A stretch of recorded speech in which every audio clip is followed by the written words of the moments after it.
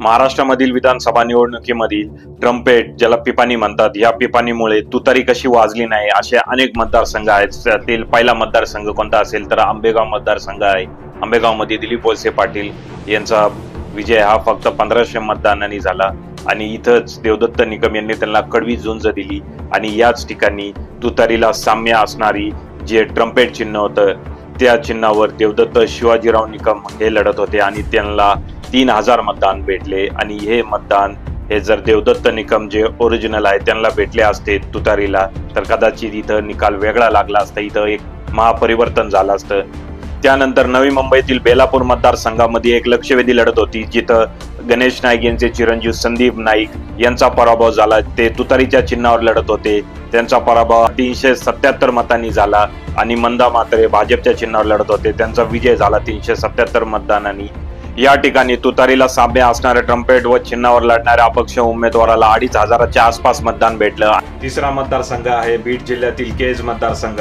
इथे लक्षवेधी लढत होती. नमिता मुर्दडा जे याच्या आधी आमदार होते ते अवघ्या 2500 मतांनी इथं निवडून आले आणि त्यांचा सामना होता तुतारीच्या चिन्हावर लढणारे पृथ्वीराज साठे. पृथ्वीराज साठे हे इथं जिंकत होते, परंतु तुतारीला साम्य असणाऱ्या ट्रम्पेट चिन्हावर लढणाऱ्या अपक्ष उमेदवारांनी 3500 मतदान घेतलं आणि त्याचा फटका साठे यांना बसला. यानंतर धाराशिव जिल्ह्यामधील भूम परांडा मतदारसंघामध्ये तानाजी सावंत यांची विकेट जाता जाता वाचली.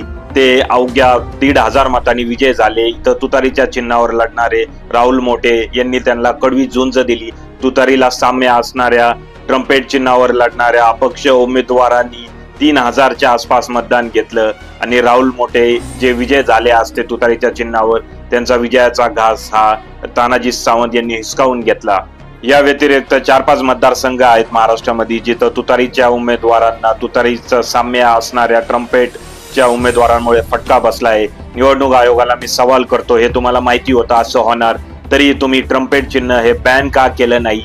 लोकसभेलाही तुतारी चिन्हाला ट्रम्पेटच्या चिन्हामुळे फटका बसला होता. साताऱ्यामध्ये उदयनराजे भोसले हे ट्रम्पेटमुळे वाचले होते आणि आता 8 ते 9 उमेदवार तुतारीचे याच ट्रम्पेट चिन्हामुळे पराभूत झाले आहे. निवडणूक आयोग तुम्हाला लाज कशी वाटत नाही? लोकशाहीमध्ये निवडणूक प्रक्रिया ही पारदर्शकपणे पार पडली पाहिजे आणि प्रत्येक उमेदवारांचं चिन्ह हे वेगवेगळं असलं पाहिजे. अनेक उमेदवारांना जर साम्य चिन्ह दिले तर सगळेच कोण येडेवाकडे उमेदवार निवडून येतील व जे खरे उमेदवार आहेत, जे जनतेच्या मनातले उमेदवार आहेत त्यांचा विजय थोडक्यात हुकला जातो.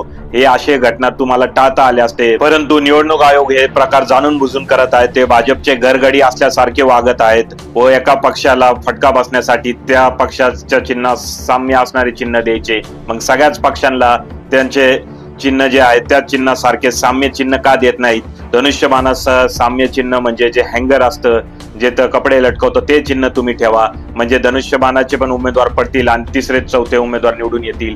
हे असले प्रकार निवडणूक आयोगाने बंद केले पाहिजे. परंतु निवडणूक आयोगाला पण केंद्र सरकारने विकत घेतलंय का काय हाच प्रश्नचिन्ह इथं निर्माण होतो. तुम्हाला काय वाटतंय? निवडणूक आयोग यांनी जाणून बुजून या निवडणुकीमध्ये तुतारीला साम्य असणारे ट्रम्पेट चिन्ह हे बॅन केलं नाही का?